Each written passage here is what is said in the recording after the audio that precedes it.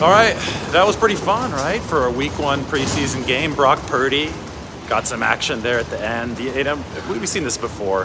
2018, week 1 of the preseason. I remember Nick Mullins led the 49ers on a last-minute touchdown drive against the Cowboys. And at the end of the preseason, week 1, the second half, that's when you have a lot of guys who are just fighting for their careers at that point, right? You have guys who probably aren't going to make the 53-man roster. So everybody's playing hard. And what's really cool is that the first stringers become part of it on the sideline, and they start going crazy. And all the fans who stayed at the game, they start going crazy. So you have some spirit there at the end, and the 49ers did beat the Packers, and Brock Purdy threw the touchdown to Tanner Hudson, and then the 2-point conversion to Keyshawn Johnson, Fresno State's own Keyshawn Johnson, who made that nice catch. So you gotta love it. It's just good to get live competitive football again. This is the tunnel in Levi Stadium. I'm in the corridors right now. I'm headed back to the 49ers locker rooms. It's gonna be interesting. Looking forward to seeing everybody there again. We haven't been allowed in the locker room here for the past couple of years due to COVID. In fact, the last time I was in the 49ers locker room, I believe, after a game was after the NFC Championship game, January 2020. So this will be cool. Definitely not as big of a game today. Just have a couple thoughts before I make it to the locker room. Trey Lance, I told you guys I wanted to see some field general command today. Well, he was 5 of 6. He looked like he was in charge. Nice deep shot to Danny Gray. On the play, he had a pocket. It wasn't the cleanest pocket. I thought McKivitz got backed up, and McKivitz got backed up a little bit at left tackle into him. He still stepped up, and he made the throw. Man, all the players are coming through here. Let me pivot the camera. They're still coming off the field. See the Niners over there. Here, let's flip the camera. Let's give you guys a look at what's going on. I think everybody's pretty much off the field at this point.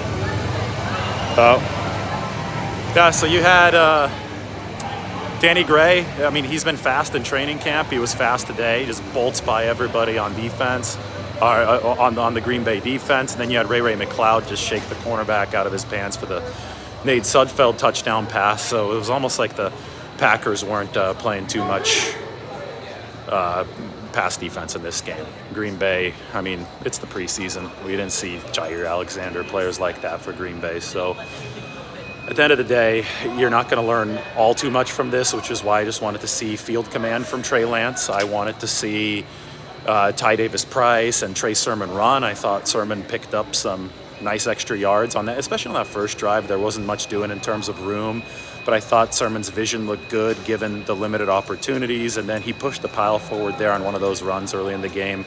That's something I paid attention to. Marcelino McCrary ball is fast.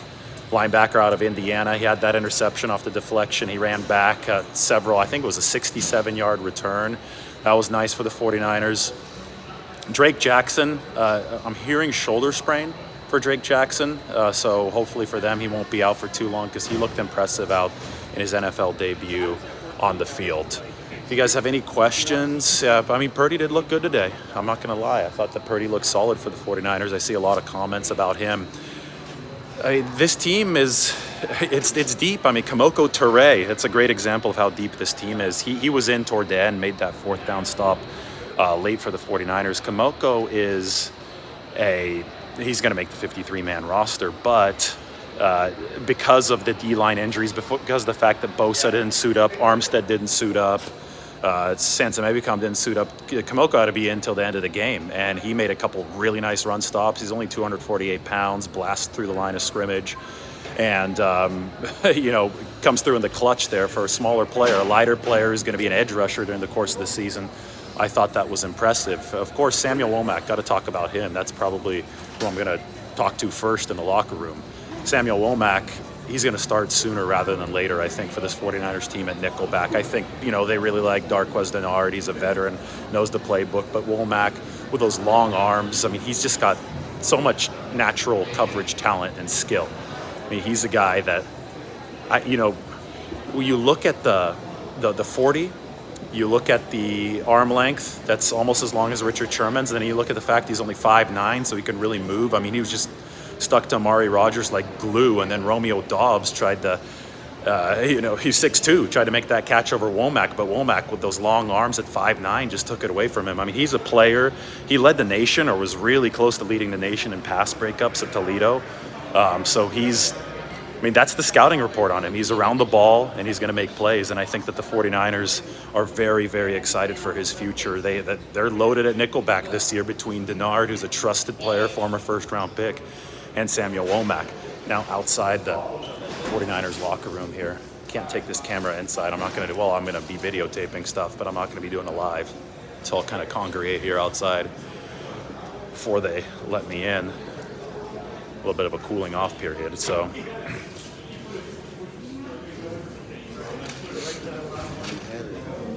Stake my.